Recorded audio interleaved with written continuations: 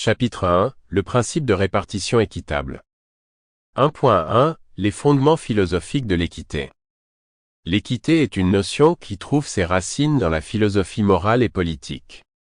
Ce concept a évolué à travers les âges, avec des penseurs clés qui ont abordé la question de la justice et de la distribution des ressources.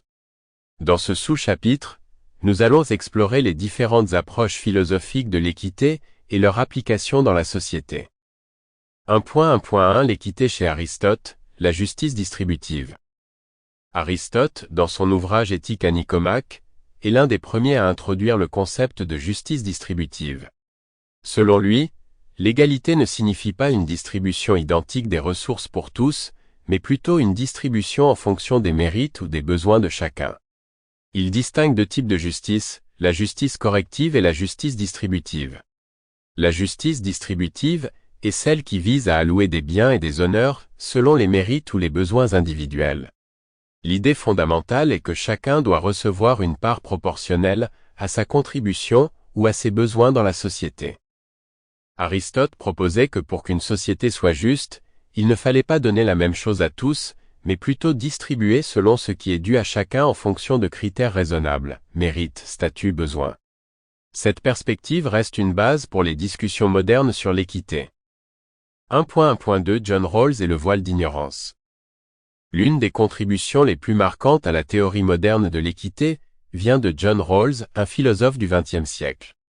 Dans son ouvrage Théorie de la justice, 1971, Rawls introduit le concept de voile d'ignorance. Ce principe stipule que pour qu'une société soit juste, les règles de distribution des ressources doivent être définies sans que personne ne sache quelle sera sa position dans cette société. Richesse, statut social, capacité, etc. Rawls propose deux principes de justice. Le principe de liberté, chaque individu a droit à la plus grande liberté compatible avec celle des autres. Le principe de différence, les inégalités sociales et économiques sont justifiées uniquement si elles profitent le plus aux moins favorisés. Selon ce cadre théorique, l'équité n'implique pas nécessairement une égalité parfaite des résultats, mais une répartition qui améliore la situation des plus défavorisés, tout en permettant aux plus capables de prospérer. 1.1.3 L'égalité des chances contre l'équité des résultats. Un des grands débats en philosophie politique concerne la différence entre l'égalité des chances et l'équité des résultats.